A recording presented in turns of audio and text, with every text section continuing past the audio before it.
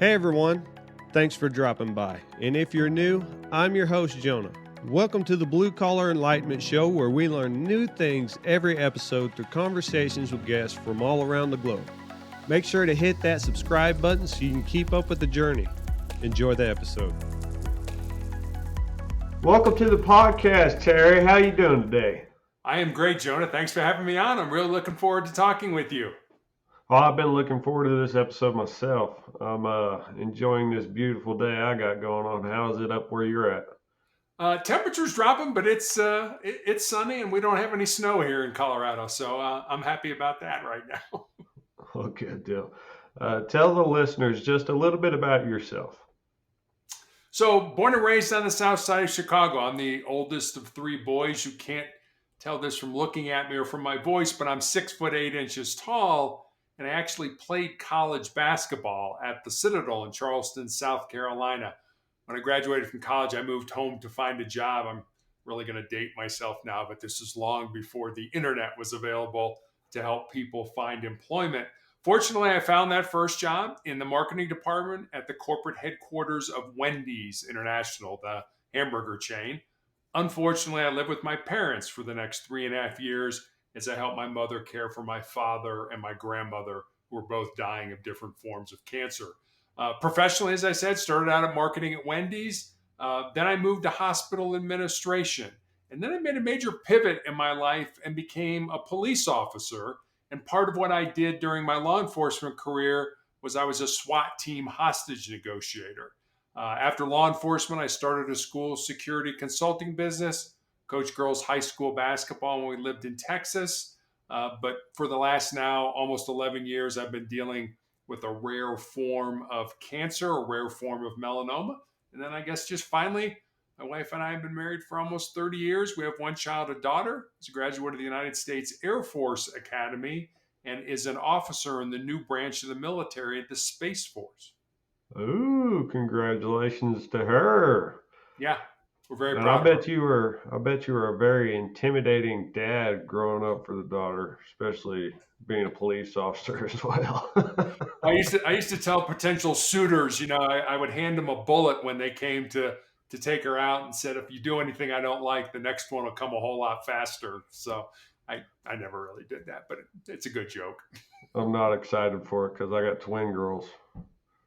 Yeah. Oof. Well, my daughter got my height. She's 6'2". Actually went to the Air Force Academy to play basketball. So, she's taller than a lot of people she has to deal with.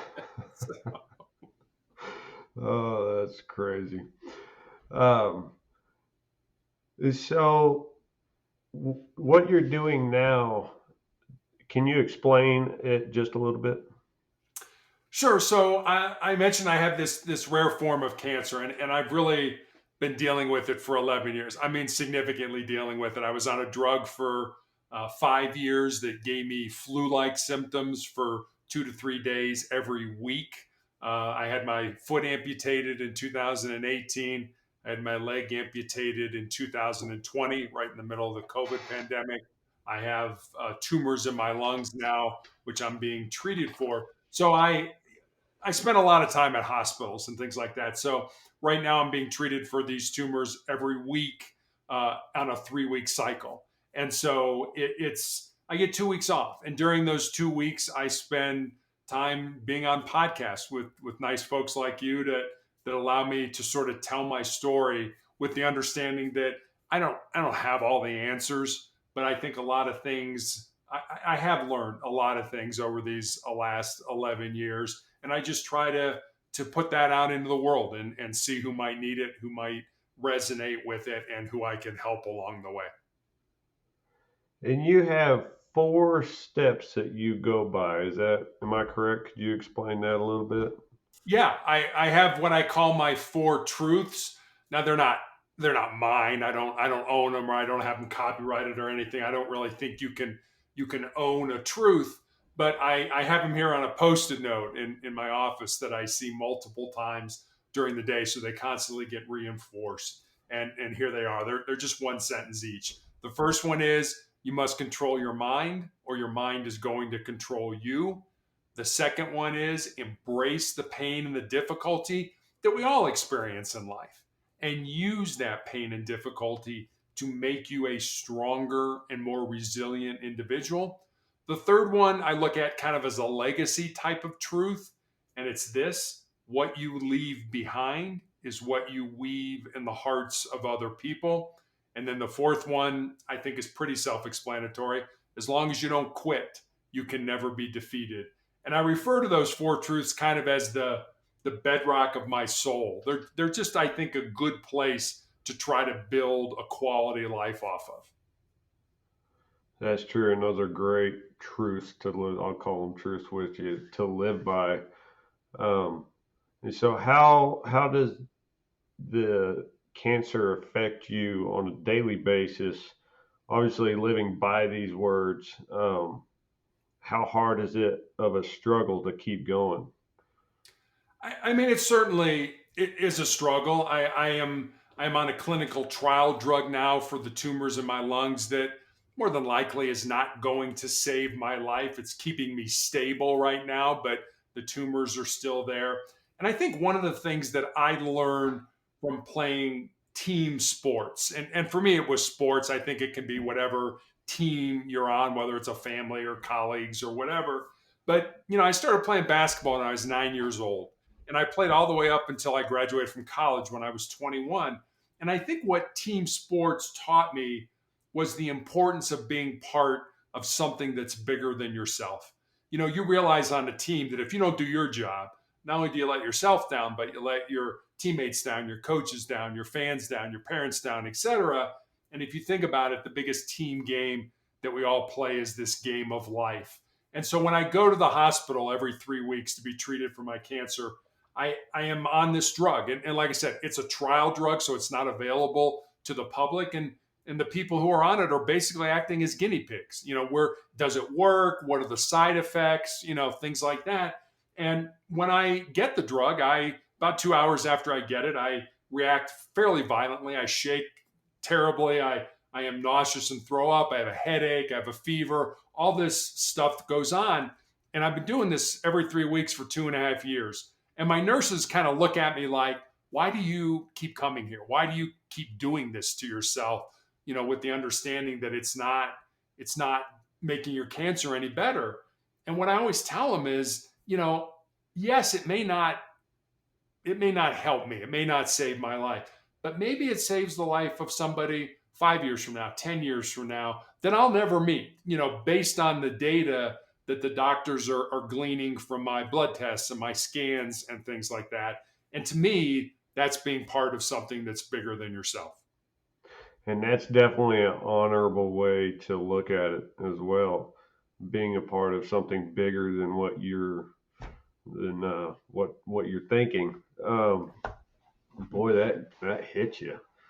Um, so when you found out you had this cancer, how long have you had it? Let me ask you that. It'll be 11 years in April of this year, April of 2023. It'll be 11 years. Now, were you in the police force when you found out? I was not. I was coaching high school basketball, and I had a callus break open on the bottom of my foot, right below my third toe. And initially, I didn't think much of it because as a coach, you're on your feet a lot. Mm-hmm. But after a few weeks of it not healing, I made an appointment and went to see a podiatrist, a foot doctor friend of mine. And he took an X-ray and he said, "Terry, I think you have a little cyst in there, and I can cut it out." And he did. And he showed it to me. It was just a little gelatin sac with some white fat in it. No dark spots, no blood, nothing that gave either one of us concern. But fortunately or unfortunately, he sent it off to pathology to have it looked at. And then 2 weeks later, I received a call from him. And as I mentioned, he was a friend of mine. And the more difficulty he was having explaining to me what was going on, the more frightened I was becoming. Until finally he just laid it out for me. He said, "Terry, I've been a doctor for 25 years. I have never seen the form of cancer that you have. You have a rare, incredibly rare form of melanoma." And most people think of melanoma as too much exposure to the sun and it affects the melon, the pigment in our skin. This has nothing to do with that. This is just a rare form of melanoma that appears on the bottom of the feet or the palms of the hands. And he said, because your cancer is so incredibly rare, he recommended I go to MD Anderson Cancer Center in Houston and be treated for it. And so that started this 11-year odyssey through cancer. That's crazy. So going back a little bit further, your police force era, when you signed up to be, did you sign up to be a SWAT hostage negotiator, or is that something you kind of get chose to do? Actually signed up for it. There was, for those of your listeners who don't understand how a SWAT team is usually put together, there's usually two groups. One of the tactical officers, and those are the folks with, all the, I used to call them all the toys, all the guns and the vests and the armored cars and all that stuff. And then there are the negotiators. And I always say if the negotiators do their job, then the tactical team doesn't have to use all those toys. And so there was an opening on the negotiating team, and I put in for it, and had to do everything that pretty much the tactical team does. You had to do a physical fitness portion. You had to run a mile and a half. You had to do a certain amount of push-ups and sit-ups. You had to meet with a psychologist. You had to take all kinds of psychological exams. You had to meet with the administration, and then you had to meet with the team. And it was kind of an all or nothing thing. If one member on the team said, no, we don't want Terry on it, then you didn't get on it. Everybody had to be unanimous because we work very closely with each other. And, if you don't get along with somebody or somebody's got a big ego or something like that, it's hard to do that job. I mean, you're dealing with people in crisis as it is. You don't have to worry. You shouldn't have to worry about your teammates and are they going to be there for you and do they have your back? So, yeah, I put in for it and was just fortunate enough to get chosen. And did you ever have to use your skill set while you were in? Or yeah, we used it quite a bit. Really? Yeah, I mean, you would think we wouldn't. You would think it doesn't happen very often, but it's amazing how many people either barricade themselves, with a weapon or something like that, or take a hostage. And sometimes it's a family member and stuff like that.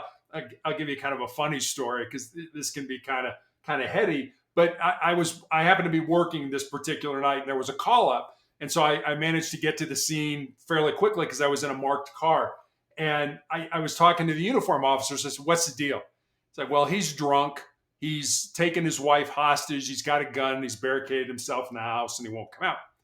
Okay. I said, "Do you have him on the phone?" Said, "Yeah." I said, "Well, let me talk to him." So I started talking with him. And usually during a negotiation, it's hours down the road before you start talking to somebody about solutions to the problem, like coming out and things like that, because you're initially trying to develop trust. You're trying to develop a relationship with this person that you've never met. And I talked to him for about 10 minutes and I just had a feeling. And so I went with it and I said, "What would it take for you to come out?" And there was this long pause and he said, "Give me a beer." I was like, "Give you a beer?" I said, "If I gave you a beer, do I have your word you would let your wife go and that you would come out?" He said, "Do I have your word that I could drink it?" I said, "Yeah, you have my word that you could drink it. Do I have your word you'll let your wife go and you'll come out?" He said, "Yeah." So I gave $5 to one of the uniform officers. I said, "Go down to the store and buy a beer." And the tactical team put it on the front porch. And I called him back and I said, "Your beer's on the front porch, but you don't get it until your wife comes out and you come out with your hands up." All of a sudden, the front door flies open and here comes his wife running out. He comes out with his hands up. We handcuff him, let him drink his beer, and off to jail he goes. So, I mean, that was so atypical. It never was like that before. It has never been like that again for me. But it was just one of those things where, well, let's see. Let's take a shot at this guy. He's drunk. It's not like, he's schizophrenic and he's off his medicine or something like that, which is a lot more serious. This guy's just drunk, and maybe we can work something out. And obviously we did. Drink your beer and go off to jail. Oh man, if I seen a 6'8" SWAT negotiator rolling up and grab the phone and say, "Hey, it's time to come out," yeah, I would be like, "Okay, fine." Well, it's funny you say that because you're right. That would be pretty funny, pretty intimidating. But we used to have a formula, and it was basically how you deliver a message. And the formula, if I can remember, it was 7, 38, 55. So 7% of your message that when you and I are talking in some fashion is based on the words that I say. 38% of it is based on the tone of voice that I use with you. And then 55% of it is based on my body language and my facial expressions. So when we were negotiators, we were not with that person. We could be blocks away, on a telephone, or we had a throw phone that we would throw into a house that had like a 2-mile long cord on it that, they could talk to us through and stuff like that. So I wasn't with the person. So, I may say something to them, and you didn't have the luxury of them, kind of like you and I talking. If I say something stupid, you'd be like, oh God, you'd roll your eyes and, move your body in a way that would allow me to realize, oh, okay, I blew that one. I shouldn't have said that. We didn't have that as negotiators. So we had to figure things out, certainly based on what people were saying, but also based on what they weren't saying and how they were saying it. And there were many times where we'd be kind of over here hours talking to a person, that was barricaded or at hostage, talking about something over here when the real problem was over here, but they didn't trust us enough.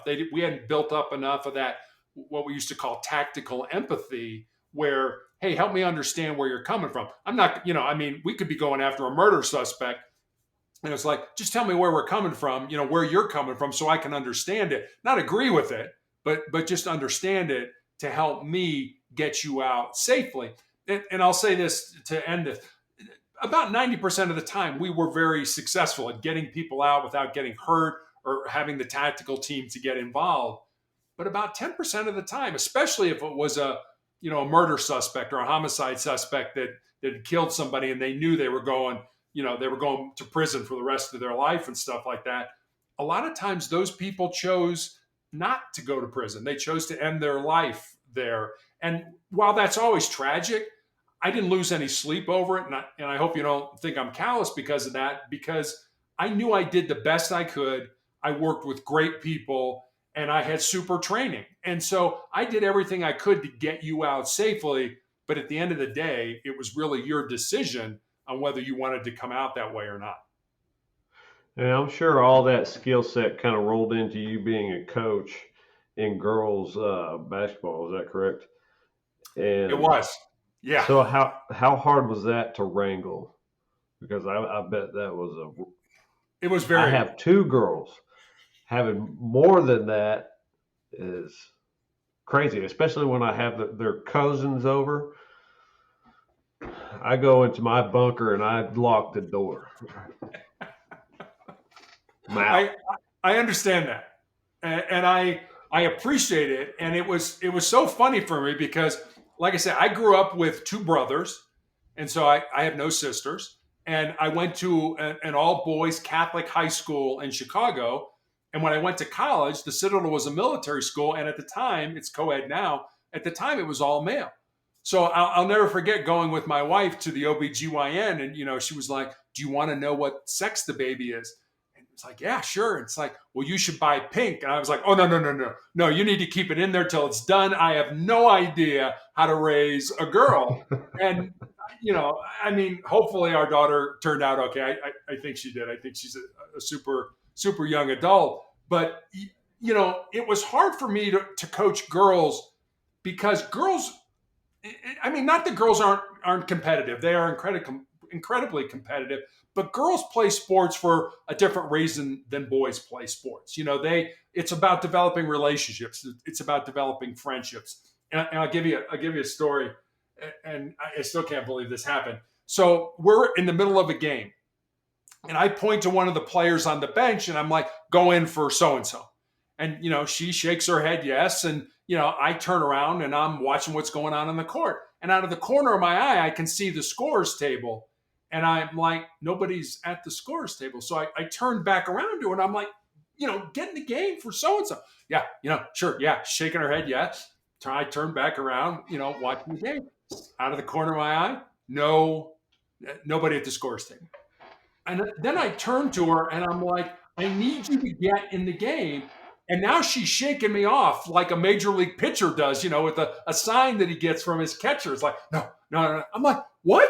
You don't want to go? You don't want to play in the game? I'm like, what's going on? So I bring her to me where I am on the court, and I'm like, why don't you want to go in the game? All of a sudden, the tears start coming down the cheeks. I'm like, oh my God, are we going to have a counseling session right here in the middle of a high school basketball game? And she's like, well, I'm afraid to go in the game because I might make a mistake and my friends in the stands will make fun of me. And I'm like, what about your responsibility to your teammates? What about the fact you come out here every day and try to make yourself and your teammates better? What about the responsibility to them? So we have this counseling session, and I finally convince her to go into the game. But I mean, I'm thinking, practice during the week was always your ability to showcase what you could do on the court so that the coach would play you during the game. That's what I grew up with. Yep. To have a player look at me like, no, I'm not going in the game. I'm like, oh my gosh, this is a new one for me. And so I had to have a little counseling session right on the sideline as the basketball game was going on right in front of us. Could you imagine? I feel you there. Could you imagine doing that to your coach right in the middle of the game? No. You'd be sent to the locker room. You had been home before the game was over with. Yeah, and you've been off the team. That would have been the end of it. Yep. Yeah, I couldn't understand it. And again, it was like I said, didn't have any sisters, had really not had a lot of experience, growing up with females. And, not that they're not competitive, they are. But at the same time, like I say, they play for a different reason. It's about the camaraderie. It's about the bonding. For guys, it's like, we just want to win. And if you're not contributing to helping us win, then we don't want you on the team. We'll ostracize you ourselves. With girls, I remember bus rides, and when I was, in high school, on the bus going to a game, that was a time to get yourself kind of in the zone, to get ready to play. With the girls, they're talking about their boyfriends and the TV shows they're watching and the music they're listening. I'm like, are you guys getting ready for the game? We'll be fine, coach. Okay. Yeah. The boys' bus is all quiet. Everybody's got their headphones on, listening to music. Yeah, I don't never watch how girls prep for freaking sports ever. That's interesting. How old are your girls? 6 years old. Oh, you got plenty of time to form. You'll be good. Oh yeah, and I got a funny story. They just started gymnastics not too long ago, so we've been doing gymnastics lately, and they will just roll out. These ladies will just roll out of there crying for no reason. 2 seconds later, get a drink of water, they're right back at it. And I'm like, what? Welcome to fatherhood. What is going on? And it's always, the teacher said something to me. It's like, well, what'd she say to you? That I need to do it like this. Well, then do it like that. But I want to do it the way I want to do it. Well, that's not how you learn. Oh, that's a great story. My son, it was the total opposite. I have a 14-year-old son as well, and it was the total opposite. He would get hurt. He would just be like, oh man, and then get back up and just go back at it. Yeah. So different. It is. See, maybe you can coach them when you're older and they're older, No.